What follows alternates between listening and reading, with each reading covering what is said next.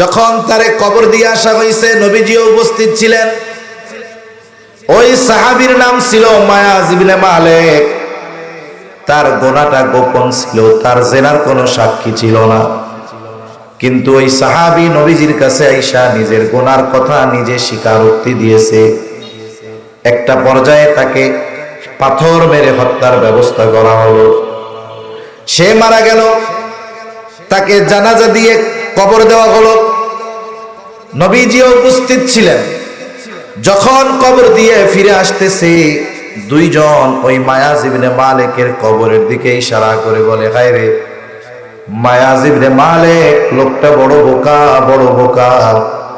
গোনাহ করছিল, কেউ জানতো না। নবীর কাছে আসছিল, নবী ফিরাইয়াও দিছিল। আয়েশা যখন প্রথম জেনার কথা বলছে, নবীজি বলছে, যাও আল্লাহর কাছে মাফ চাও, আল্লাহ মাফ করে দিবে। কিন্তু ওই লোকটা চিন্তা করছে, নবীজি তো বলছে প্রত্যেকটা অঙ্গ প্রত্যঙ্গের আলাদা আলাদা জেনা আছে।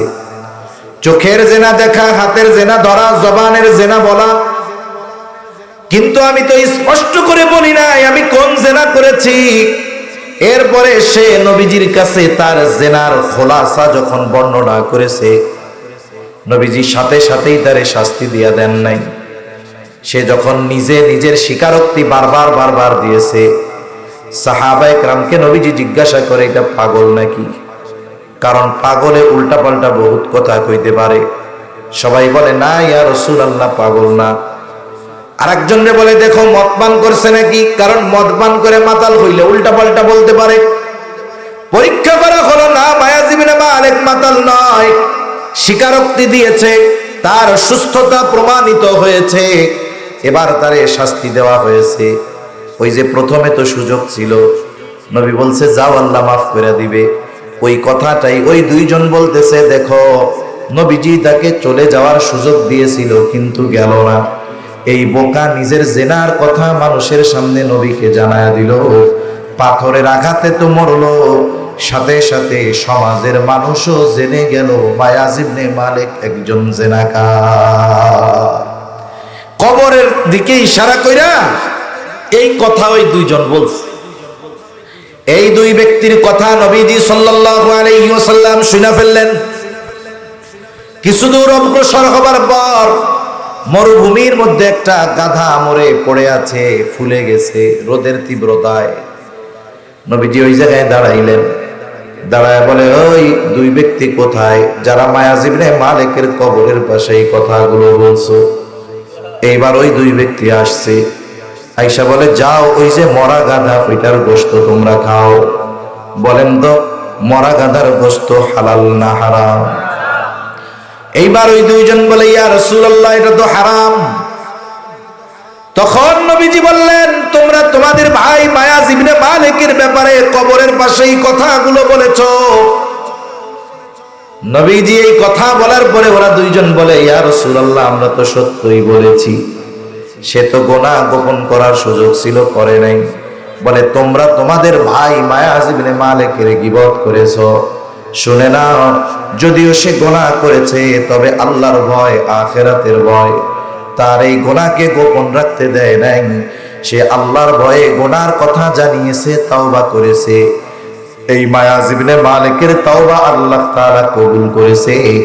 আমি তাকে জান্নাতের মধ্যে দেখতে পাচ্ছি। শুধু তাই না, এর তাওবা আল্লাহ এমন কবুল করেছে, যদি বড় এক সম্প্রদায়ের মধ্যে মায়াজ ইবনে মালিকের তাওবা বন্টন করে দেওয়া হয়, তাহলে ওই সম্প্রদায়ের নাজাতের জন্য তার তাওবা যথেষ্ট হয়ে যাবে।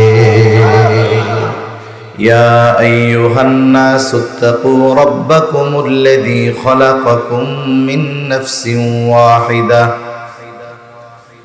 وخلق منها زوجها وبث منهما رجالا كثيرا ونساء। পবিত্র কোরআনুল কারীমের অন্যতম প্রসিদ্ধ সূরা সূরাতুন নিসা। এই সূরার প্রথম আয়াতে একেবারে শুরুতেই আল্লাহ তাআলা গোটা মানব সম্প্রদায়কে অভিহিত করে বলেন, ইয়া আইয়ুহান নাস, হে মানব সম্প্রদায়। ইত্তাকু রাব্বাকুম, তোমরা তোমাদের রবকে ভয় করো। এই পৃথিবীতে শুধু মানুষ নয়, যত সৃষ্টি আছে, জবান খুলে বলেন তো সব সৃষ্টির রবকে। রব মানে হলো প্রতিপালক। আল্লাহ তাআলা শুধু ঈমানদারদের প্রতিপালন করেন তা না, আল্লাহ তাআলা এই পৃথিবীর সব সৃষ্টি, হোক সে মানুষ, মানুষের মধ্যে মুসলিম কিংবা অমুসলিম, অন্যান্য যত প্রাণী, সব প্রাণীর প্রতিপালনকারী কে? একটু জবান খুলে বলেন আল্লাহ। মুসলিমের প্রতিপালনকারী রব আল্লাহ, অমুসলিম যে তার রব আল্লাহ, নাস্তিক যে তার রব আল্লাহ। এজন্য গোটা মানব জাতির রব আল্লাহ। গোটা মানব জাতিকে উদ্দেশ্য করে তাকওয়া অর্জনের আদেশ দিচ্ছেন। এই জায়গায় তাকওয়া দ্বারা উদ্দেশ্য হলো ঈমান। তার মানে আল্লাহ তাআলা বলেন, হে মানব সম্প্রদায়, তোমরা তোমাদের রবের উপরে ঈমান আনো। তাহলে আল্লাহ তাআলা যখন মানব সম্প্রদায়কে উদ্দেশ্য করে, গোটা মানব জাতিকে উদ্দেশ্য করে তাকওয়ার আদেশ দেয়, এই জায়গায় তাকওয়া দ্বারা উদ্দেশ্য হলো ঈমান আনা। কিন্তু আল্লাহ তাআলা যখন ঈমানদারদেরকে উদ্দেশ্য করে তাকওয়া অর্জনের আদেশ দেন, এই জায়গায় তাকওয়া দ্বারা উদ্দেশ্য ঈমান নয়, বরং তাকওয়া দ্বারা উদ্দেশ্য অন্য কিছু। কারণ আমরা তো ঈমান আনছি আলহামদুলিল্লাহ, তাইলে আমাদের তাকওয়া অর্জনের আদেশ আল্লাহ তাআলা দিলেন কেন? তার মানে এই জায়গায় ঈমানদারদেরকে তাকওয়া অর্জনের আদেশ দিচ্ছেন আল্লাহ, এখানে উদ্দেশ্য ঈমান নয়, বরং এই জায়গায় উদ্দেশ্য হলো কি, এটা বোঝার আগে তাকওয়া শব্দের সর্বাধিক ব্যবহৃত অর্থগুলো আমাদের জানতে হবে। তাকওয়া শব্দের সর্বাধিক ব্যবহার হয় দুইটা অর্থে, বেশি ব্যবহার হয় দুইটা অর্থে। তাকওয়া শব্দের একটি অর্থ হলো ভয় করা। তার মানে আল্লাহ তাআলা বলতেছেন, বান্দা ঈমানদার তুমি আমারে ভয় করো। তাকওয়া শব্দের আরেক অর্থ হলো বেঁচে থাকা। কিসের থেকে? বলে পাপের থেকে। এখন আসেন, ভয় তো মানুষকেও করে, মানুষ বিভিন্ন কারণে আরেকটা মানুষকে ভয় করে। তা আমরা আল্লাহ তাআলাকে যে ভয় করব, এই ভয়ের পদ্ধতিটা কেমন হবে? দুনিয়াতে একটা মানুষ আরেকটা মানুষকে ভয় করে সাধারণত দুই কারণে। কয় কারণে? জোরে বল। একটা হলো সমাজের সবচাইতে খারাপ, সমাজের সবচাইতে সন্ত্রাসী বড় যেটা, চরিত্রের দিক দিয়ে খারাপ যেটা, ওই ধরনের মানুষকেও মানুষ ভয় করে, কি করে না? খারাপ মানুষরে মানুষ ভয় করার কারণ হইল তার অনিষ্ট থেকে বাঁচার জন্য ভয় করে। এই জন্য কোন ক্ষমতাধর পাওয়ারফুল ব্যক্তি যদি খারাপ হয়, দেখা হইলে মিষ্টি হাসি দিয়ে আসসালামু আলাইকুম দেয়, পিছনে যাওয়ার পরে আল্লাহ মরে নাকে আর কতকাল সালাম দিব, ঠিক কিনা কম? তার মানে মানুষ অপর মানুষকে তার খারাপির কারণে ভয় করে, তবে এই ভয়ের সাথে থাকে ঘৃণা। কি থাকে? ঘৃণা থাকে, বদদোয়া থাকে। আবার সমাজের মানুষ অপর মানুষকে ভয় করে কেন? বলে অনেক সময় দেখবেন আপনাদের এলাকার সবচাইতে বড় বুজুর্গ মুত্তাকি পরহেজগার মানুষ যে, উনি যদি কোনো রাস্তায় চলে, দেখা যাবে ওই এলাকার মানুষ যারা ওনার ব্যাপারে জানে, ওনার আগমনে তারা সতর্ক হয়ে যায়। টেলিভিশন চললে বন্ধ করে দেয়, বিড়ি সিগারেট খাইলে ফালায়া দেয়। এক কথায় ওনার আগমনে ভীত হয়ে খারাপ কাজ ত্যাগ কইরা ভালো হয়ে যায়। এই যে লোকটারে যে মানুষ ভয় করে, বলে তার খারাপির কারণে ভয় করে না, বলে তার সম্মান ইজ্জত মোহাব্বত করে বিধায় তাকে ভয় করে। তাহলে ভালো মানুষরেও মানুষ ভয় করে। এই ভয়ের মধ্যে কি থাকে? সম্মান। এই ভয়ের মধ্যে থেকে মোহাব্বত। এখন কেন ভয় করে? বলে তার আজমতের দিকে খেয়াল রেখা। তাহলে আমরা আল্লাহরে ভয় করব কেন? বলে আল্লাহকে ভালোবেসে বান্দা ভয় করবে। ইমানদার সবচাইতে বেশি ভালোবাসে আল্লাহ তাআলাকে, সাথে সাথে ইমানদার সবচাইতে বেশি ভয় পায় আল্লাহ তাআলাকে। এটা আমার কথা না, স্বয়ং আল্লাহ তাআলা কোরআনুল কারীমের মধ্যে বলেন, ওয়াল্লাযীনা আমানু আশাদ্দু হুব্বাল লিল্লাহ। যারা ইমানদার আল্লাহর জন্য তাদের ভালোবাসা হইল সুদৃঢ় ভালোবাসা, সবচেয়ে বেশি ভালোবাসা। তাহলে তাকওয়া শব্দের প্রথম অর্থ ভয় করা। ভয় করব কাকে? তবে এই ভয় হবে ভালোবাসার সাথে, ঠিক না? 2 নাম্বার অর্থ বলে তাকওয়া শব্দের অর্থ বিরত থাকা, বেঁচে থাকা। কিসের থেকে? বলে আল্লাহ তাআলা যেই বিষয়গুলো মানা করেছে এই বিষয়গুলো থেকে বেঁচে থাকার নাম তাকওয়া। এইবার যদি তাকওয়া শব্দের পরিচয়টা একটু ব্যাখ্যা সহকারে দেওয়া হয়, কি হয় তাকওয়া কারে বলে? বলে আল্লাহকে ভালোবাসার সাথে ভয় করে আল্লাহর নিষেধ সমূহ থেকে বেঁচে থাকার নাম হলো তাকওয়া। তাইলে গোটা মানব জাতির যখন তাকওয়ার আদেশ আল্লাহ দেন তখন উদ্দেশ্য ঈমান। কি জোরে বলেন? ঈমানদাররে যখন তাকওয়ার আদেশ দেন তখন উদ্দেশ্য কি? যে ঈমানদার আমি আল্লাহকে ভালোবাসা ভয় তো করবি, সাথে সাথে আমার নিষেধগুলা থেকে বাইচাও করবি। আল্লাহ তাআলা এই নির্দেশ আমাদেরকে দিচ্ছেন এই তাকওয়া অর্জনের। তাকওয়া এখন অর্জন করবেন কেমনে? আমরা তাকওয়া অর্জন করব কেমনে? পবিত্র কোরআনুল কারীমের বৈশিষ্ট্যগুলোর মধ্যে একটি বৈশিষ্ট্য হলো আল্লাহ সুবহানাহু ওয়া তাআলা শুধু কোন বিষয়ের নির্দেশ দেন এমনটা নয়, বরং আল্লাহ তাআলা কোরআনুল কারীমে যত বিষয়ের আদেশ দিয়েছেন সব বিষয়গুলো বাস্তবায়ন করার পদ্ধতিও যিনি জানায়া দিলেন তিনি কে? মনে করেন আপনাদের এই তুষখালীর এক লোক জীবনে কোনোদিন ওই সরখালি পার হয় নাই, ওই মোড়ের থেকে বামেও যায় নাই, ফেরিঘাটের দিকেও যায় নাই, ডানে ওই দিকেও যায় নাই। ওই দিক কি ওর জানাও নাই। ওরা যদি আপনি সকালবেলা ওইটা কন তোর কিন্তু এখন ঢাকা যাওয়া লাগবে, ও মনে করবে মরছি, আমার আর বাঁচার কোনো উপায় নাই। কেন? জীবনে ঢাকা যায় নাই। ও আমি সরখালি জীবনে পার হইলাম না, আমার ঢাকা যাইতে কইতেছেন, আমার মরা ছাড়া কোনো পথ নাই। আর আপনি বললেন বেটা থাম, যাইতে কইছি যাবি, কেমনে যাবি? এখানে বাস চলে নাই রোডে। আপনি তারে কইলেন পাথরঘাটার থেকে বাস আসবে, আমি তোর ওই মোড়ের থেকে উঠাইয়া দিব। উঠবি যে উঠবি, আর নামবি না। একেবারে এই বাস সব শেষে যাইয়া যখন সব যাত্রী নাইমা যাবে, ওইখানে গিয়া অমকে আইসা তোরে নিয়ে যাবে। প্রথম বিষয় হলো ওরে যখন আপনি ঢাকা যাইতে বলছেন ওর মনে হচ্ছে আমার জীবন শেষ। যখন পদ্ধতি বইলা দিলেন তখন একটু সহজ লাগতেছে, ও আল্লাহ বাসে ওইটা বইলেই ঢাকা চলে যাওয়া যায়, এত সহজ। এরপরে দেখবেন যখন ওরে ওই জায়গার থেকে সুন্দর মতো বাস কাউন্টার থেকে নামায় নিয়ে গেছে বাসায়, ও ফোন দিয়া বলবে, ও কাকা ঢাকা আসা এত সহজ, এ তো আমি আগে জানতাম না, আমি তো ভাবছি কি না কি হবে। তার মানে একটা জিনিস আদেশ করার পর এটা যতটা কঠিন থাকে ওই আদেশ বাস্তবায়নের পদ্ধতি বইলা দিলে ওইটা সহজ হয়ে যায়, ঠিক কিনা বলে? আল্লাহ তাআলা বান্দার প্রতি কত দয়ালু, কত মেহেরবান। আল্লাহ তাআলা শুধু বান্দাকে আদেশ করে তা নয়, ওই আদেশ বাস্তবায়নের পদ্ধতিও আল্লাহ বলে দেয়।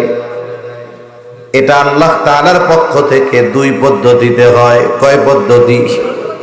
একটা হলো আদেশ করার পর সুস্পষ্টভাবে ওই আদেশ বাস্তবায়নের পদ্ধতি আল্লাহ বলে দেয়, আর একটা হলো স্পষ্টভাবে বলে না ঠিক, তবে ইঙ্গিত দিয়া দেয় ওই জায়গায় যাও। প্রথমে ইঙ্গিত দিয়া দেয়, সূত্র দিয়া দেয়। যেমন একটা ছেলে যদি অঙ্কের সূত্র বুঝা মুখস্থ করতে পারে, খালি মুখস্থ না, এই সূত্র বুঝেও মুখস্থ যদি করতে পারে, ওর জন্য অজানা অঙ্ক ওর জন্য সহজ হয়ে যায়, ঠিক কিনা বলেন?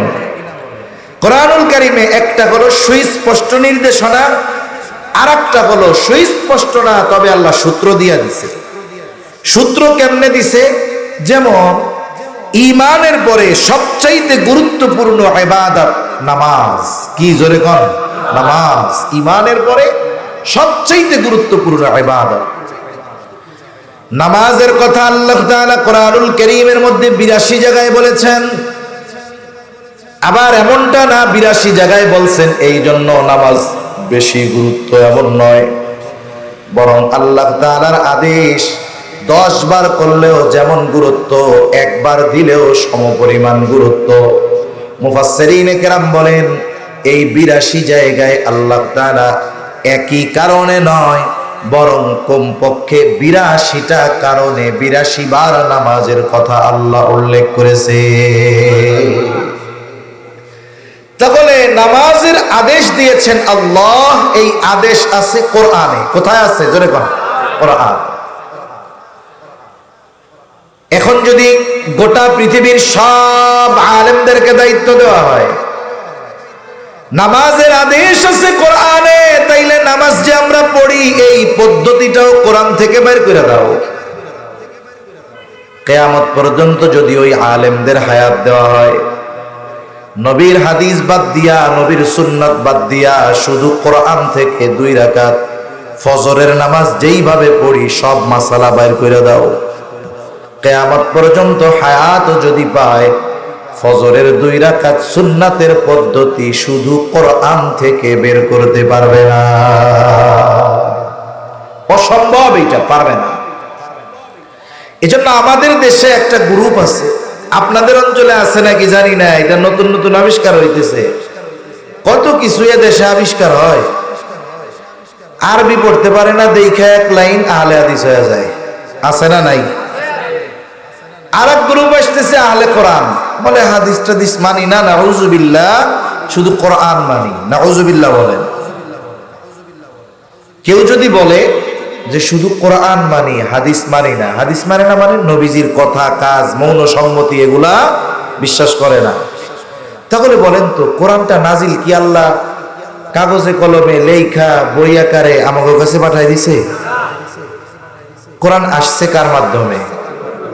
তাহলে সেই নবীর কথাকে অস্বীকার করা মানে, ওরা যদিও বলে আহলে কোরআন, ওরা অবশ্যই অবশ্যই আহলে কোরআন নয়, বরং ওরাও আহলে কোরআন তো নয়, বরং ওরা কোরআনও অস্বীকারকারী। কারণ কোরআন আল্লাহ তাআলা যেই নবীর কাছে পাঠাইছেন, সেই নবীর কথা তারা বিশ্বাস করে না।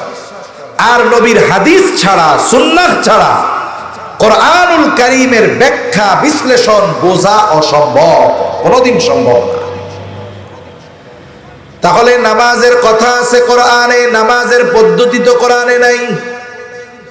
নামাজের আদেশ করেছেন আল্লাহ, নামাজের পদ্ধতি শিখিয়েছেন মুহাম্মাদুর রাসূলুল্লাহ সাল্লাল্লাহু আলাইহি ওয়াসাল্লাম। এই জন্য নবীজি বলেন, সাল্লু কামা রাআইতুমুনি উসাল্লি।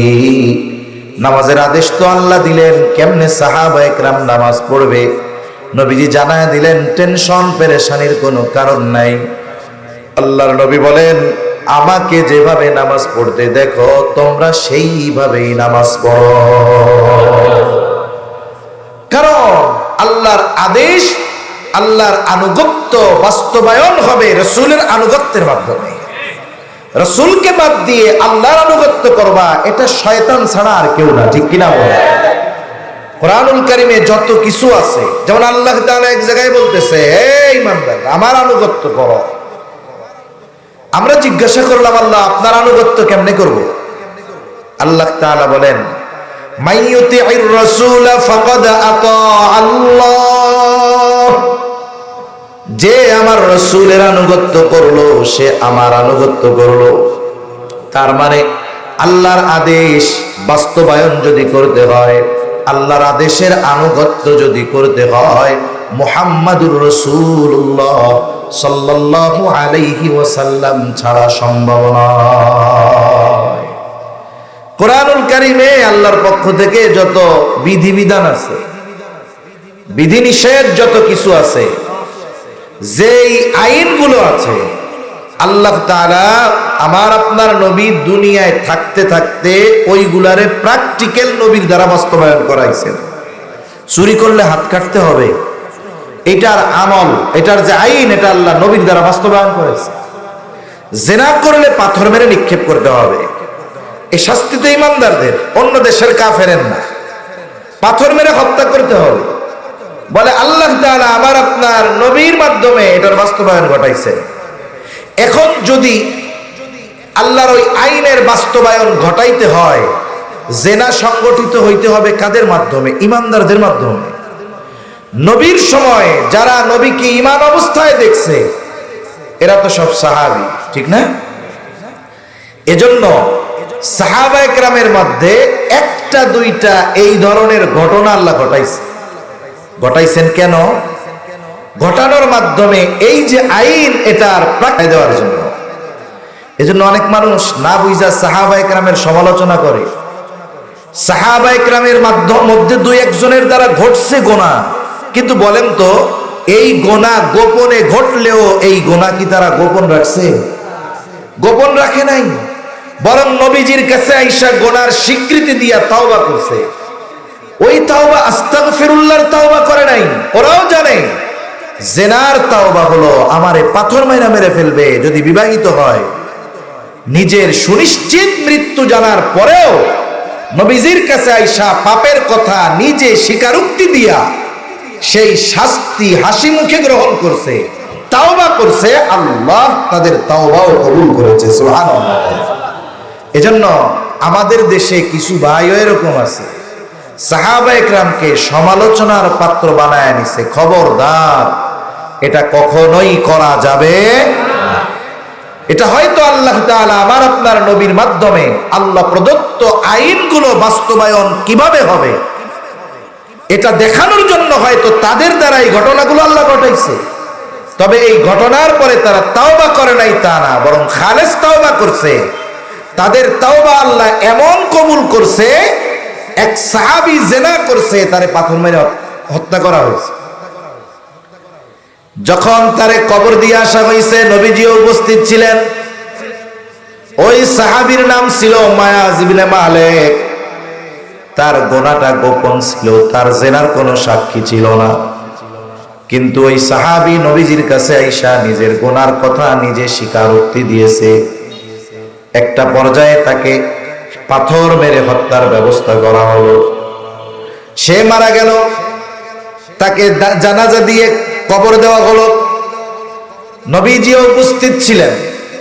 যখন কবর দিয়ে ফিরে আসতেছে, দুইজন ওই মায়াজ ইবনে মালিকের কবরের দিকে ইশারা করে বলে, হায় রে মায়াজ ইবনে মালিক, লোকটা বড় বোকা, বড় বোকা। গুনাহ করছিল, কেউ জানতো না। নবীর কাছে আসছিল, নবী ফিরায়াও দিছিল। আয়েশা যখন প্রথম জেনার কথা বলছে, নবীজি বলছে যাও আল্লাহর কাছে মাফ চাও, আল্লাহ মাফ করে দিবে। কিন্তু ওই লোকটা চিন্তা করছে, নবীজি তো বলছে প্রত্যেকটা অঙ্গ প্রত্যঙ্গের আলাদা আলাদা জেনা আছে। চোখের জেনা দেখা, হাতের জেনা ধরা, জবানের জেনা বলা, কিন্তু আমি তো স্পষ্ট করে বলি নাই আমি কোন জেনা করেছি। এরপরে সে নবীজির কাছে তার জেনার খোলাসা যখন বর্ণনা করেছে, নবীজি সাথে সাথেই তারে শাস্তি দিয়া দেন নাই। সে যখন নিজের স্বীকারোক্তি বারবার দিয়েছে, সাহাবায়ে কেরামকে নবীজি জিজ্ঞাসা করে এটা পাগল নাকি? কারণ পাগলে উল্টাপাল্টা বহুত কথা কইতে পারে। সবাই বলে না ইয়া রাসূলুল্লাহ, পাগল না। আরেকজনরে বলে দেখো মদ পান করছে নাকি? কারণ মদ পান করে মাতাল হইলে উল্টাপাল্টা বলতে পারে। পরীক্ষা করা হলো না, মায়াজ ইবনে মালিক মাতাল নয়, স্বীকারোক্তি দিয়েছে, তার সুস্থতা প্রমাণিত হয়েছে। এবার তারে শাস্তি দেওয়া হয়েছে। ওই যে প্রথমে তো সুযোগ ছিল, নবী বলছে যাও আল্লাহ মাফ করে দিবে। ওই কথাটাই ওই দুইজন বলতেছে, দেখো নবীজি তাকে চলে যাওয়ার সুযোগ দিয়েছিল কিন্তু গেল না। এই বোকা নিজের জেনার কথা মানুষের সামনে নবীকে জানায়া দিল, পাথরের আঘাতে তো মরলো, সাথে সাথে সমাজের মানুষও জেনে গেল মায়াজ ইবনে মালিক একজন জেনাকার। কবরের দিকে ইশারা কইরা এই কথা ওই দুইজন বলছে। এই দুই ব্যক্তির কথা নবীজি সাল্লাল্লাহু আলাইহি ওয়াসাল্লাম শুনে ফেললেন। কিছু দূর অগ্রসর হবার পর মরুভূমির মধ্যে একটা গাধা মরে পড়ে আছে, ফুলে গেছে রোদের তীব্রতায়। নবীজি ওই জায়গায় দাঁড়াইলেন, দাঁড়ায় বলে, ওই দুই ব্যক্তি কোথায় যারা মায়াজ ইবনে মালিকের কবরের পাশে এই কথাগুলো বলছো? এইবার ওই দুই ব্যক্তি আসছে, আয়েশা বলে, যাও ওই যে মরা গাধা ওইটার গোশত তোমরা খাও। বলেন তো মরা গাধার গোশত হালাল না হারাম? এইবার ওই দুইজন বলে, ইয়া রাসূলুল্লাহ এটা তো হারাম। তখন নবীজি বললেন, তোমরা তোমাদের ভাই মায়াজ ইবনে মালিকের ব্যাপারে কবরের পাশেই কথাগুলো বলেছো। নবীজি এই কথা বলার পরে ওরা দুইজন বলে, ইয়া রাসূলুল্লাহ আমরা তো সত্যই বলেছি, সে তো গুনাহ গোপন করার সুযোগ ছিল, করে নাই। বলে, তোমরা তোমাদের ভাই মায়াজ ইবনে মালিকের গীবত করেছো। শুনে নাও, যদিও সে গুনাহ করেছে তবে আল্লাহর ভয়, আখিরাতের ভয় তার এই গুনাহকে গোপন রাখতে দেয় নাই। সে আল্লাহর ভয়ে গুনার কথা জানিয়েছে, তাওবা করেছে। এই মায়াজ ইবনে মালিকের তাওবা আল্লাহ তাআলা কবুল করেছে। আমি তাকে জান্নাতের মধ্যে দেখতে পাচ্ছি। শুধু তাই না, এর তাওবা আল্লাহ এমন কবুল করেছে, যদি বড় এক সম্প্রদায়ের মধ্যে মায়াজ ইবনে মালিকের তাওবা বন্টন করে দেওয়া হয়, তাহলে ওই সম্প্রদায়ের নাজাতের জন্য তার তাওবা যথেষ্ট হয়ে যাবে। তাহলে সাহাবায়ে কেরামের মাধ্যমে যদি কোনো পাপ ঘটেও থাকে, তারা কি পাপের উপরে ছিল না তাওবা করেছিল? আর তাদের তাওবার পাওয়ার কত, দাম কত? নবীজি বলতেছে যে এই তাওবা যদি এক সম্প্রদায়ের মধ্যে বন্টন করে দেওয়া হয়, ওই সম্প্রদায়ের পাপীদের নাজাতের জন্য তার তাওবা যথেষ্ট হয়ে যাবে। এজন্য অনেক সময় সাহাবায়ে কেরামের ব্যাপারে সমালোচনা করতে করতে অনেক ভাই দেখছে এটাও কয় যে সাহাবায়ে কেরাম তো জিনাও করছে। আস্তাগফিরুল্লাহ। এজন্য তাদের আজমতের দিকে খেয়াল রাখা। আমাদের এই উপমহাদেশে বিশেষ করে জিকির করি, লা ইলাহা ইল্লাল্লাহ,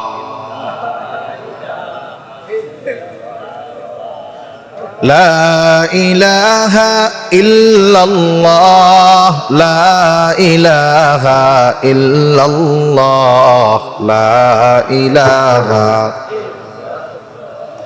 লা ইলাহা ইল্লাল্লাহ মুহাম্মাদুর রাসূলুল্লাহ। কষ্ট হইতেছে আপনাদের? বিদ্যুৎ যা করতেছে একটু কষ্ট লাগার তো কথা। তাহলে সাহাবায়ে কেরামের সমালোচনা থেকে আমাদের বিরত থাকতে হবে। উপমহাদেশে আমাদের মসজিদগুলোর মধ্যে আমরা দ্বিতীয় খুতবায় সব সময় খতিব সাহেব বলেন, আল্লাহ আল্লাহ ফি আসহাবি লা তাত্তাখিযুহুম গারদাম মিন বাদি। খবরদার, আমার পরে তোমরা আমার সাহাবায়ে কেরামকে সমালোচনার পাত্র বানাবা না। এক কথা থেকে অনেক দূর চলে গেলাম, সব তো আল্লাহর ইচ্ছা। তা বলতেছিলাম যে আল্লাহ তাআলা যেই আদেশ দেন, ওই আদেশ বাস্তবায়ন বান্দা কেমনে করবে সেটাও আল্লাহ বলে দেন। একটা উদাহরণ দিছি যে নামাজের আদেশ আল্লাহ করেছেন, তবে নামাজের পদ্ধতি আল্লাহ কোরআনে বলেন নাই। শিখতে হইছে কার থেকে? নবীর থেকে শিখতে হইছে। আরেকটা দেই, নামাজের মধ্যে রুকু করা ফরজ। রুকু করা কি? আল্লাহ তাআলা বলেন, ওয়ারকাউ মা'আর রাকিঈন, রুকুকারীদের সাথে তোমরা রুকু করো। রুকু শব্দের শাব্দিক অর্থ হইল ঝুঁকা। এখন একজন নামাজে দাঁড়াইলো, রুকুর সময় সে শুধু তার মাথাটারে একটু নিচের দিকে ঝুঁকাইছে। বলেন তো এটাকে আমরা রুকু বলবো নাকি? কেন? বলে রুকু শব্দের অর্থ ঝুঁকা ঠিক, তবে রুকুর মধ্যে কতটুকু ঝুঁকতে হবে, কিভাবে ঝুঁকা থাকতে হবে, কতক্ষণ থাকতে হবে।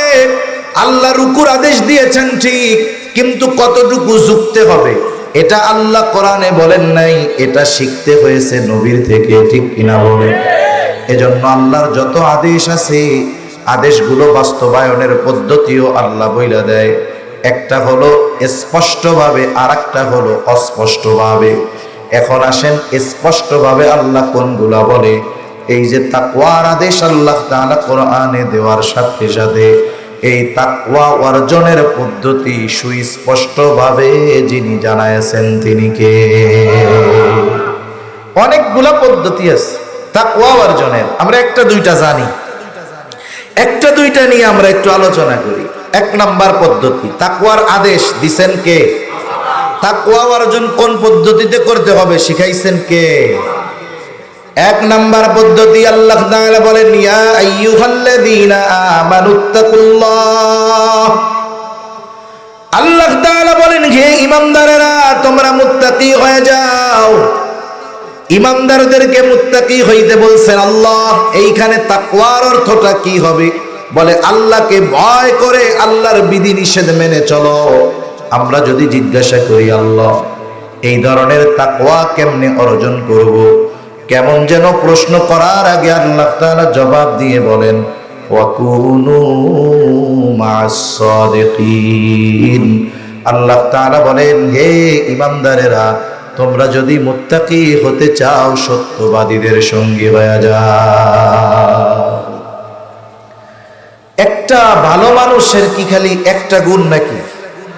অনেক গুণ আছে না? কিন্তু দেখেন আল্লাহ আবেদিন বলেন নাই, আল্লাহ যাকিরিন বলেন নাই, আল্লাহ শাকিরিন বলেন নাই, আল্লাহ সাদিকিন বলছেন।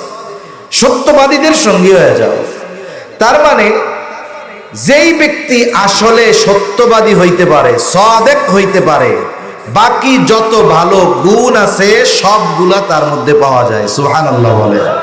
তার মানে যে খাঁটি আহলুল্লাহ, যে বাস্তবেই সত্যবাদী সাদিক, তার মধ্যে আবেদের গুণ আছে, তার মধ্যে যাকিরের গুণ আছে, তার মধ্যে শাকিরের গুণ আছে। এক কথায় সকল গুণের সমন্বয়ে একটা মানুষ সাদিক হতে পারে। সুবহানাল্লাহ। নবীর পরে তো আর নবী নাই, ঠিক না? কিন্তু বলেন তো আমার আপনার নবীর পরে এই পৃথিবীর বুকে নবী রাসূলদের হিসাব আলাদা, আমার আপনার নবীর পরে গোটা পৃথিবীর মধ্যে সবচাইতে সম্মানিত ব্যক্তিকে? আবু বকর। উপাধি কি? জোরে বলেন না কি? সিদ্দিক। এই সিদ্দিকের মধ্যে সব গুণ আছে।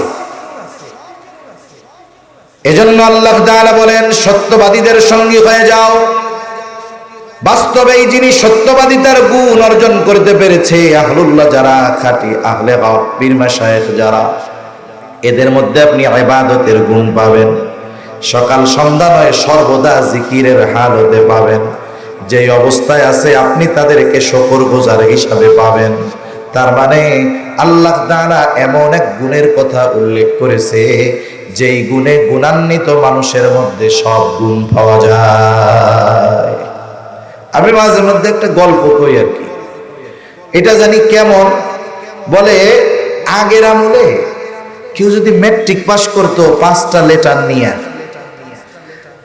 5 সাবজেক্টে 80-র উপরে পাইছে, তাহলে 10 গ্রাম পাড়ি দিয়ে এই ম্যাট্রিক পাস করে নেওয়ালা লোকটারে দেখার জন্য মানুষে আসতো, ঠিক না?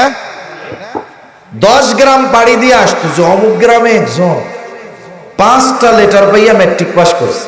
দলে দলে মানুষ তারে দেখার জন্য আসতো। তা এইরকম এক প্রত্যন্ত অঞ্চলে একজন মুরব্বী, সে এখনো তার এই বিশ্বাস যে ম্যাট্রিক আইয়া পাস যে করে সে হলো দেশের সর্বোচ্চ শিক্ষিত মানুষ। ওই সময় কিন্তু উচ্চ শিক্ষা ছিল, তবে এটা শহরে কিছু কিছু জায়গায়।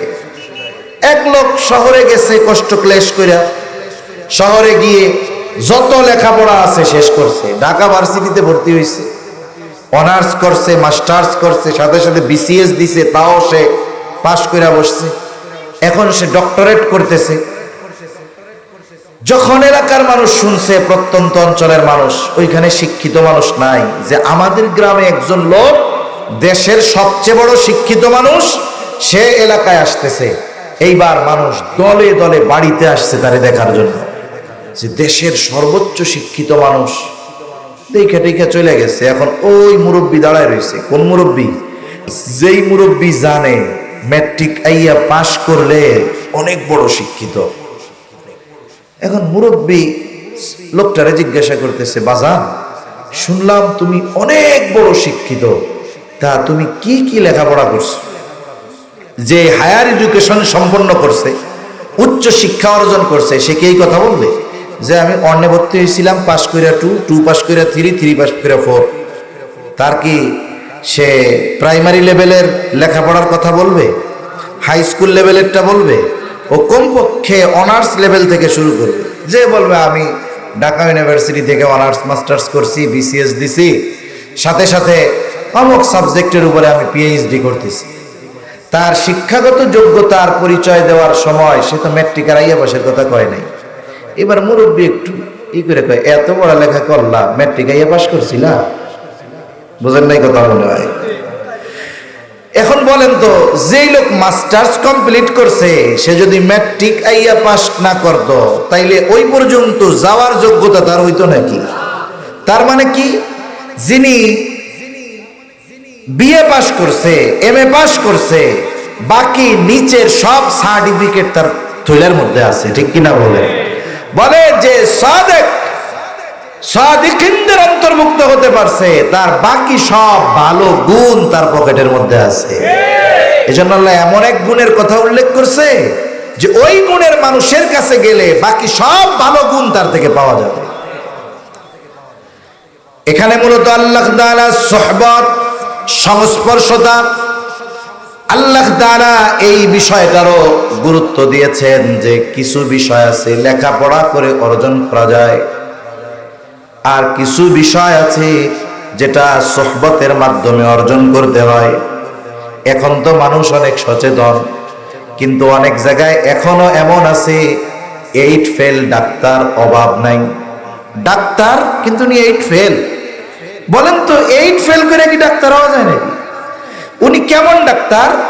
মনে করেন এক এলাকায় একজন অভিজ্ঞ ডাক্তার ছিল, এখন তার জিনিসপত্র ধরার জন্য, ওষুধ নিয়ে দেওয়ার জন্য একটা লোক দরকার। এক ছেলে গরিব মানুষ, ম্যাট্রিক ফেল করছে, মা বাপ কয় যা কি সেন্দে আমরা অন্য কাম করে আমাকে খাওয়া লেখাপড়া করাইতে পারবো না। এখন ওই ডাক্তার কইছে কি আর করবি, তুই আমার লগে আমার দোকানে থাক, আমার সাথে একটু হাতে জিনিসপত্র ধরাই দিলি, ওষুধ দেখাই দিলাম, বিক্রয় করলি। এখন এই 8 ফেল আল্লাহর বান্দা 20 বছর ওই ডাক্তারের সোহবতে থাকছে।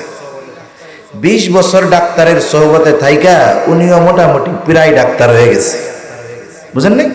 এখন ওই ডাক্তার মনে করেন মারা গেছে, আমি এমনি বুঝাইতেছি আর কি, ডাক্তার মারা গেছে। এখন ডাক্তারের উত্তর শুরি নাই, সেই হিসাবে ডাক্তার মরার আগে ওসিয়ত করছে, ও আমার সাথে 2 যুগ কাটায়া দিল, ওরে তো আর বেশি কিছু দেই নাই, আমার দোকানদার মালিক আমি ওরে বানায়া দিলাম। এখন কি হইল দেখেন, উনি তো এমবিবিএস ডাক্তার ছিল, আর সাথে যে ছিল সে 8 ফেল ডাক্তার। কিন্তু ওই ডাক্তারের সাথে 2 যুগ থাইকা তার অভিজ্ঞতা এমন হইছে যে কারো যদি কাইটা যায়, ফাইডা যায়, ও সুন্দর মতো খেতা সেলাই দেওয়ার আগে মানুষের কাটা সেলাই দিয়ে ফেলতে পারে। রোগ হইলেই বোঝা যায় যে ওষুধ এটা দিতে হবে। এখন গ্রামের মানুষ যদি শহর থেকে বড় ডাক্তারও আসে, আইসা যদি বলে যে এই পরীক্ষা নিরীক্ষা করতে হবে, এরপরে ওষুধ দিব, গ্রামের মানুষ বলবো অমন ডাক্তার দরকার নাই, আমাকে ওই ডাক্তারই আরো বেশি ভালো, ঠিক কিনা বলে? এই যে তার প্রতি আস্থা যে আসছে, এটা কেন আসছে? বলে সবাই কয় ওরে বাবা, সার্টিফিকেট না থাকলে কি হবে, অমুক ডাক্তারের সাথে 2 যুগ ছিল, 24 বছর, ওরা ডাক্তার হইতে বাকি আছে কোন জায়গায়? বলে না এরকম? তাহলে দেখেন সোহবতের পাওয়ার কি। এই বাংলাদেশে যদি সর্বোচ্চ নম্বর পেয়ে একটা ছেলে এমবিবিএস কমপ্লিট করে, এরপরে যদি সে চায় যে আমি বাজারে এবার রোগী দেখা শুরু করব, বলে এই সুযোগ তার নাই। এমবিবিএস কমপ্লিট করার পরে একজন বিজ্ঞ ডাক্তারের সাথে তার থাকা লাগে, কারো 1.5 বছর লাগে, কারো 2 বছর লাগে, কারো 3 বছরও লাগে। ওই অভিজ্ঞ ডাক্তার, এটার ইন্টার্নি বলে, প্র্যাকটিক্যাল শিক্ষা। ওই ইন্টার্নি কমপ্লিট হওয়ার পরে ওই বিজ্ঞ ডাক্তার যদি এখন মনে করেন যে না, এরে রোগী দেখার অনুমতি দেওয়া যাইতে পারে, উনি সার্টিফিকেট দেয় যে হ্যাঁ, এর যে প্র্যাকটিক্যাল হাতে কলমে যে শিক্ষা, ওর ইন্টার্নি কমপ্লিট হয়েছে, এখন থেকে ও রোগী দেখতে পারে, তার মানে পুঁথিগত বিদ্যা। এটার পরেও একজন ছাত্র যত মেধাবী হোক, ওকে একজন ডাক্তারের সোহবতে থাকা লাগে। এরপরে তার মধ্যে ওই শিক্ষার প্রভাব পড়ে। তার মানে দেখুন, জীবনের প্রতিটা ক্ষেত্রে, সর্বক্ষেত্রে, ভালো দিক হোক আর মন্দ দিক হোক, সোহবতের প্রভাব আছে না নাই? এজন্য আমাদের যদি জীবন ভালো করতে হয়, বলে আমার চাইতে যে ভালো, আমি যদি তার সাহচর্যে যাই, তার সোহবতে যাই, তার ভালো গুণগুলা আমার মধ্যে আসবে। আবার আমার চাইতে যে খারাপ, আমি যদি তার সাথে যাই, বলে আমার ভালো গুণ ওর সাথে থাকার কারণে কমবে। এই জন্য আমি আপনি যদি মুত্তাকি হতে চাই, আল্লাহ তাআলা নির্দেশ সমূহের মধ্যে অন্যতম নির্দেশ হলো যে আমাদেরকে সত্যবাদী তথা মুত্তাকি পরহেজগার যারা, তাদের সঙ্গ গ্রহণ করতে হবে। 2 নম্বর পদ্ধতি আল্লাহ তাআলা কোরআনুল কারীমের মধ্যে বলেন, ইয়া আইয়ুহাল্লাযীনা আমানুত্তাকুল্লাহ। আল্লাহ তাআলা আদেশ দিলেন, হে ঈমানদারেরা, তোমরা মুত্তাকি হয়ে যাও। ঈমানদারদেরকে মুত্তাকি হওয়ার আদেশ দিলেন আল্লাহ তাআলা। আমরা জিজ্ঞাসা করলাম, আল্লাহ কেমনে মুত্তাকি হব? আল্লাহ তাআলা বলেন, ওয়াল তানজুর নাফসুম মা কদ্দামাত লিগাদ। আল্লাহ তাআলা বলে, বান্দা তুমি তোমার আগামীর দিকে নজর দাও, আগামীর জন্য তুমি কি প্রেরণ করেছো। আগামী মানে ভবিষ্যতের দিকে নজর দাও, ভবিষ্যতের জন্য তুমি কি প্রেরণ করছো। আমাদের ভবিষ্যৎ 2 ধরনের। কয় ধরনের? জোরে কোন। গরম লাগে, কষ্ট হয়। 2 ধরনের। একটা হলো অনিশ্চিত ভবিষ্যৎ, আর একটা হলো সুনিশ্চিত ভবিষ্যৎ। অনিশ্চিত ভবিষ্যৎ কোনটা?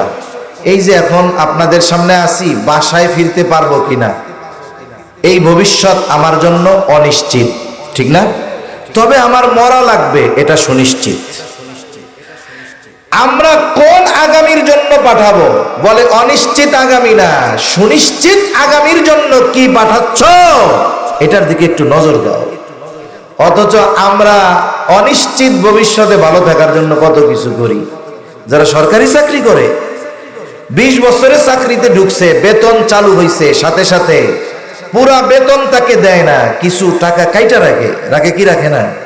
কেন রাখে? দেবে কোন সময়? 60 বছরে বুড়া হয়ে যখন চাকরি ছাড়বি, ওই সময় ওই পর্যন্ত যা টাকা কাটা হবে, ওর 2 গুণ টাকা দিয়ে তোরে বাড়ি পাঠায় দিন, যাতে বাকি হায়াত তুই বসে বসে খাইতে পারস। এই যে 20 বছরে টাকা জমানো শুরু হইলো, পাবে কবে? 60 বছরের পরে। কিন্তু বলেন তো, এই 20 বছরের যুবকটা 60 বছর পর্যন্ত বাঁচবে কিনা, এর কোনো নিশ্চয়তা আছে? তার মানে আমি আপনি এই অনিশ্চিত ভবিষ্যতের জন্য যেগুলো জমাই, এগুলো নিজে ভোগ করতে পারবো কিনা, এর কোনো নিশ্চয়তা নাই। আল্লাহ তাআলা এই জায়গায় অনিশ্চিত ভবিষ্যতের কথা বলেন নাই, সুনিশ্চিত ভবিষ্যতের কথা বলেছেন। সুনিশ্চিত ভবিষ্যৎ মৃত্যু, কবর, হাসর। কেমন যেন আল্লাহ তাআলা বলে, বান্দা তোমার সুনিশ্চিত ভবিষ্যতের দিকে নজর দাও। কবরে ভালো থাকার জন্য তুমি কি পাঠাইছো? জান্নাতে যাওয়ার জন্য তুমি কি প্রেরণ করেছো? এই জন্য আমাকে আপনাকে জীবনের হিসাব করা লাগবে। আমি এই দুনিয়ায় কি জমাইলাম, আখিরাতে ভালো থাকার জন্য এই হিসাব আমার আপনার করা দরকার। এই জন্য বুজুর্গানে দিন যতগুলো সবক দেন, এর মধ্যে একটা সবক আছে মুহাসাবা, হিসাবের কথা বলেন। বুজুর্গানে দিন মুযাকারার কথা বলেন, মুহাসাবার কথা বলেন। মুযাকারা, মুহাসাবা একত্রেই করা যেতে পারে। আপনি আমি রাতের বেলা যখন সমস্ত কাজ বাদ দিয়া একেবারে ঘুমানোর জন্য বিছানায় চলে যাব, চোখ 2টা বন্ধ করে একটু চিন্তা করবো, আহারে আমার জীবনের হিসাবটা একটু করি। আজকে সারা দিনে আমার ভালো কাজ কয়টা, মন্দ কাজ কয়টা। এখন যদি কোনো ব্যক্তি নিরিবিলি নিজের সারা দিনের ভালো কাজ আর মন্দ কাজের হিসাব করে, বলেন তো ভালো কাজ আর মন্দ কাজের হিসাব বের করতে পারবে কিনা? হিসাববিহীন জীবন সফল হয় না। আপনাদের বাজার বড় বাজার, এই বাজারে বড় ব্যবসায়ী আছে। যত বড় ব্যবসায়ী দেখবেন তার ব্যবসার হিসাব তত কঠিন। একজন ব্যবসায়ী সফলতার জন্য যত গুণ প্রয়োজন, এর মধ্যে একটা হলো তাকে হিসাবী হতে হবে। হিসাবী মানে কিপটামি না, হিসাবী হতে হবে। সে দেখবেন দোকান বাজার বন্ধ হয় 10টায়, দোকান বন্ধ করে 9টায়। এইবার দোকানে শাটার নামাইয়া ভেতরে সে হিসাব করে আজকে কয় টাকা বেচা হইল, কয় টাকার মাল জিনিস রাখলো, কয় টাকা বাকি গেল। এরপরে একটা হিসাব দাঁড় করাইতে পারে যে আজকে আমার 1,00,000 টাকা বেচা কেনা হইছে, 20,000 লাভ। বাকির খাতা টান দিয়া দেখে বাকি গেছে 30,000। 1,00,000 বিক্রয় করলে লাভ হয় কত, বাকি গেছে কত, কত আজকের লাভ তার পকেটে না পাবলিকের পকেটে? এইভাবে যদি 6 মাস ব্যবসা চলে, ব্যবসা থাকবে না লাল বাতি জ্বলবে? এইবার ওই ব্যবসায়ী হিসাব করে আমি যদি নগদ 50,000 বেশি 10,000 লাভ হবে, বাকি 1,00,000 বেচা এর মধ্যে 30,000 বাকি যদি দেই, আসলও থাকলো না, মূলধন থেকে আরো 10,000 গেল গা। এখন হিসাব করে তার কর্মচারীদের কি কয়, এই আগামীকালকে যদি আমার আব্বাও বাকি চায় 1 টাকা বাকি দিবি না, বেচা কেনা যা হবে নগদ। এখন দেখুন এই যে হিসাবের কারণে কি হইল, হিসাবের কারণে সে আগামীকাল তার ব্যবসা কেমনে পরিচালনা করবে এই সিদ্ধান্তে সে উপনীত হইতে পারবে। এজন্য যেই মানুষগুলো রাতের বেলায় নিজের জীবনের হিসাব করে, আমলের হিসাব করে, বলে এই মানুষগুলো আগামী দিন কিভাবে তার চলা উচিত এর একটা নির্দেশনা পাওয়া যায়। মনে করেন এক আল্লাহর বান্দা রাতের বেলা বিছানায় মাথা লাগায়া হিসাব করতেছে আজকে গুনাহ কত, সওয়াব কত। হিসাবের পরে দেখা গেল তার গুনাহ বেশি, সওয়াব কম। স্বাভাবিকভাবে মানুষ একা একা যখন থাকে, যেই বিষয়গুলো চিন্তা করে সেইটার প্রভাব তার উপরে পড়ে। এখন একা একা অন্ধকার ঘরে তার মধ্যে ভয় ঢুকছে, আরে আজকে তো গুনাহ বেশি সওয়াব কম। আমার যদি বিগত হায়াতে, পেছনের হায়াতের সব হিসাব একরকম হয়, গুনাহ বেশি সওয়াব কম, তাইলে তো আর কিয়ামতের ময়দানে আমার জান্নাতে যাওয়ার কোনো উপায় থাকবে না। এই যে তার মধ্যে একটা চিন্তা ঢুকছে যে আমার যদি গোটা হায়াতের হিসাব এরকম হয়, গুনাহ বেশি সওয়াব কম, আর আজকে রাত যদি আমার জীবনের শেষ রাত হয়ে যায়, তাইলে আমার তো আর বাঁচার উপায় নাই। এখন দেখবেন ওর মধ্যে তাওবার আগ্রহ জাগবে। ও কমপক্ষে দুনিয়ার কেউ না জানলেও ও একাকী আল্লাহর কাছে বলবে, আল্লাহ আমার গুনার খবর আমি আপনি ছাড়া কেউ জানে না, আমারে মাফ করে দেন। এই যে খালেস তওবা, এই যে 5 মিনিটের হিসাব তার জীবন পরিবর্তনের কারণ হয়ে যাইতে পারে কি পারে না? এজন্য আল্লাহ তাআলা বলেন, ওয়াল তানজুর নাফসুম মা কদ্দামাত লিগাদ, আগামীর দিকে নজর দাও, তুমি আগামীর জন্য কি প্রেরণ করেছো। এজন্য আমাকে আপনাকেও প্রতিদিন হিসাব করতে হবে যে আজকে আমার গুনাহ কত, সওয়াব কত। এইভাবে যদি প্রতিনিয়ত আমি আপনি হিসাবে অভ্যস্ত হয়ে যাই, হয়তো একটা সময় আসবে আমি আপনি রাতের বেলায় যখন হিসাব করব, কবিরা গুনাহ তো বহুদূর, খুঁজিয়া খুঁজিয়া সগীরা গুনাহ ওই দিন পাওয়া যাবে না। এখন আবার কইতে পারে, হুজুর কয় কি সগীরা গুনাহ পাবে না? সগীরা গুনাহ পাবে না কেন বললাম? কারণ এক নামাজ থেকে আরেক নামাজ, একজন ফজর পড়ছে, ফজর পড়ার পরে যখন সে জোহর পড়ে, 2 নামাজের মধ্যবর্তী যত সগীরা গুনাহ অটোমেটিক আল্লাহ মাফ করে দেয়। সুবহানাল্লাহ। এই আল্লাহর বান্দা তো আর টেলিভিশন দেখবে না, এই আল্লাহ নাই ওয়াজ নাই, যেই ওয়াজের মধ্যে নবীজি তাকওয়ার কথা বলেন নাই। নবীজি যখনই খুতবা দিতেন, সাহাবায়ে কেরামের সামনে বয়ান করতেন, সব বয়ানে, সব খুতবায় নবীজি তাকওয়ার কথা বলতেন। এই হাদিসের মধ্যেও নবীজি সাল্লাল্লাহু আলাইহি ওয়াসাল্লাম গুরুত্বপূর্ণ 3টা গুণের কথা বলছে। 1 নাম্বার গুণ, আল্লাহর নবী বলেন, ইত্তাকিল্লাহা হাইথুমা কুনতা, তুমি যেখানেই থাকো না কেন ভয় করবা কাকে? জোরে বলেন। তার মানে আমাদেরকে মুত্তাকি হওয়ার নির্দেশ নবীজিও দিয়েছেন। এরপরে নবীজি বলেন, ওয়াতবি'is সাইয়্যাতাল হাসানাতা তামহুহা, তোমার দ্বারা যদি কখনো মন্দ কাজ হয়ে যায়, পাপের কাজ হয়ে যায়, তুমি ভালো কাজ করবা, নেকের কাজ করবা। কেন? বলে মন্দ কাজের পরে যদি কেউ ভালো কাজ করে, ওই ভালো কাজ মন্দ কাজকে মিটায়া দেয়। তবে মন্দ কাজটা যেই লেভেলের, ভালো কাজটাও ওই লেভেলের হইতে হবে। মন্দ কাজ যদি কবিরা গুনাহ হয়, তাহলে ভালো কাজ হলো তওবা করা। মন্দ কাজ যদি কোনো মুরব্বির সাথে খারাপ ব্যবহার করা হয়, ভালো কাজ হইল তার কাছে ক্ষমা চেয়ে নেওয়া। 3 নম্বরে নবীজি সাল্লাল্লাহু আলাইহি ওয়াসাল্লাম বলেন, ওয়াতবি'is সাইয়্যাতাল হাসানাতা তামহুহা ওয়া খালিকিন নাসা বিখুলুকিন হাসানিন। মানুষের সাথে সদাচরণ করবা। সদাচার এটা ব্যাপক অর্থবোধক একটি শব্দ। সদাচার হলো যেই মানুষটা যেমন হক আমার কাছে প্রাপ্য, ওই মানুষের সাথে ওই হক আদায় করার নাম হলো সদাচার। মা বাবার সাথে সদাচরণ মানে কি? মা বাবার হক আদায় করা। সাধারণ মানুষের সাথে সদাচরণ মানে কি? সাধারণ মানুষ যেই হক আমার কাছে পায় সেটা আদায় করা। আরে অমুসলিমের সাথেও সদাচরণ আছে, বলে সে মানুষ হিসাবে আমার কাছে যেই হক পায় সেই হক আদায় করা, এটা হলো তার সাথে সদাচরণ। আর এই 3 গুণের সমন্বয়ে যেই হাদিস, এই হাদিসের উপরে যদি আমরা আমল করতে পারি তাহলে 1 নম্বরে আল্লাহর হক আদায় করা হয়, 2 নম্বরে ব্যক্তির নিজের হক আদায় করা হয়, 3 নম্বরে মানুষের হক আদায় করা হয়। আল্লাহর হক কি? বলে আল্লাহর হক হলো তারই ইবাদত করা, তার সাথে কারো শিরিক না করা। এখন যে মুত্তাকি মানে আল্লাহকে ভালোবাসে, ভয় করে, সাথে সাথে আল্লাহ তাআলার আদেশ নিষেধ মেনে চলে, বলেন তো সে কোনোদিন শিরিক করবে?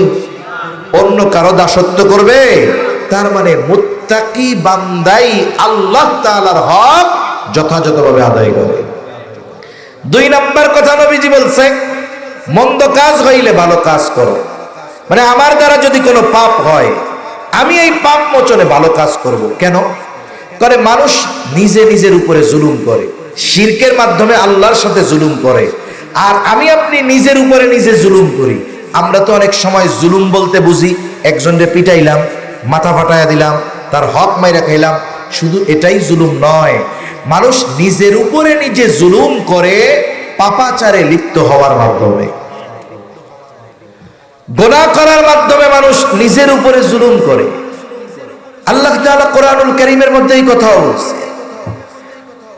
আল্লাহ তাআলা সৃষ্টির শুরু থেকে নিয়ে 12টা মাস আল্লাহ তাআলা নির্ধারণ করছে।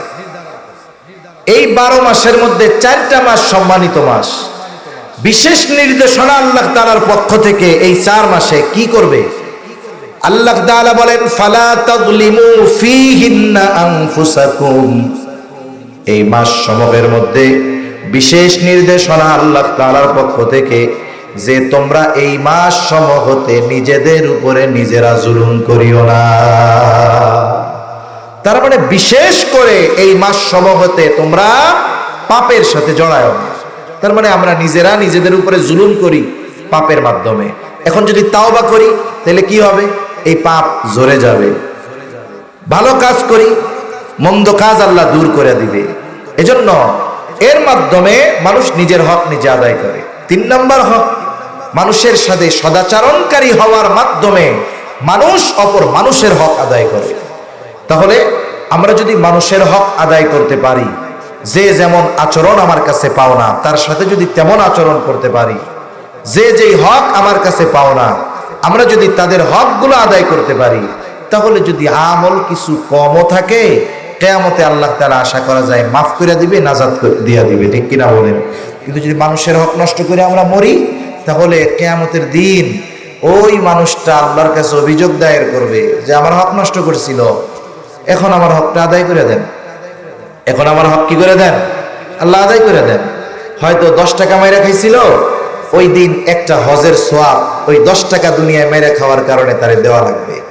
এজন্য আল্লাহ রাসূল সাল্লাল্লাহু আলাইহি ওয়াসাল্লাম মানুষের হকের ব্যাপারে সচেষ্ট ছিলেন।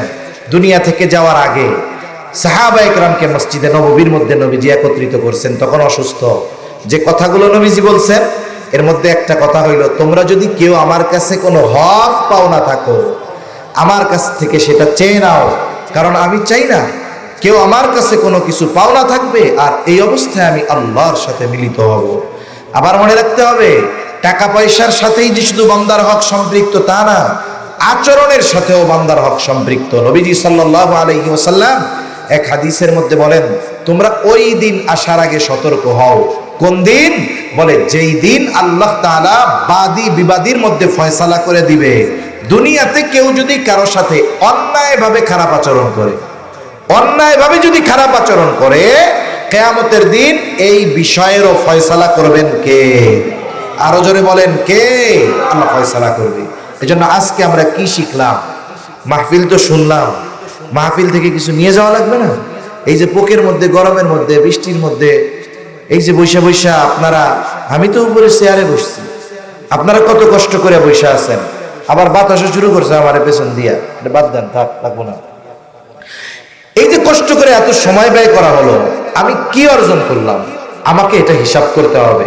আজকে কি শিখলাম? আমরা একটা হাদিস শিখলাম, যেই হাদিসের মধ্যে তাকওয়া অর্জনের নির্দেশ দিয়েছেন নবীজি সাল্লাল্লাহু আলাইহি ওয়াসাল্লাম। আর আল্লাহ তাআলাও বলেছেন, হে ঈমানদারেরা, তোমরা মুসলমান না হয়ে মৃত্যুবরণ করো না। আল্লাহ বলেছেন, ইয়া আইয়ুহাল্লাযীনা আমানুত্তাকুল্লাহ হাক্কা তুকাতিহি, হে ঈমানদারেরা, তোমরা আল্লাহকে ভয় করো, ভয় করার মতো ভয় করো। ওয়ালা তামুতুন্না ইল্লা ওয়া আনতুম মুসলিমুন, আর মুসলমান না হয়ে মৃত্যুবরণ করো না। মুসলমানই দিলেই সে মুসলমান না, বুঝলেন? মুসলমানই ছিলেন তো, ওইটা দিলেই মুসলমানই না। এখন অনেক অমুসলিমরা ওইটা কেটে ফেলে, তাই বলে কি সে মুসলমান হয়ে যাবো? গরুর গোশত খাইলেই মুসলমান না। প্রকৃত মুসলমান কে হবে? একটার পর একটা কথা আল্লাহর পক্ষ থেকে, যে আল্লাহকে যথাযথভাবে ভয় করে, আল্লাহর নিষেধ আদেশ অমান্য করে, এই ব্যক্তি আসলে মুসলমান হয়। এজন্য আল্লাহ বললেন যে মুসলমান না হয়ে মইরো না। তার মানে কি? যে নিজের সব কিছুকে আল্লাহর সামনে সঁপে দেয়, আল্লাহর বিধিনিষেধ মেনে চলে, এই ব্যক্তি মুত্তাকি। আর মুত্তাকি মাত্রই প্রকৃত মুসলমান হতে পারে। সাথে সাথে আল্লাহর হকের বিষয়ে শিখলাম, নিজের হকের ব্যাপারে জানলাম, সাথে সাথে মানুষের সাথে সদাচরণের মাধ্যমে মানুষের হক আদায় করতে হয়, এটা আমরা জানলাম। আল্লাহ তাআলা কথাগুলোর উপরে আমল করার তৌফিক দান করেন, আমিন। সবাই বলি আমিন। এখন দোয়া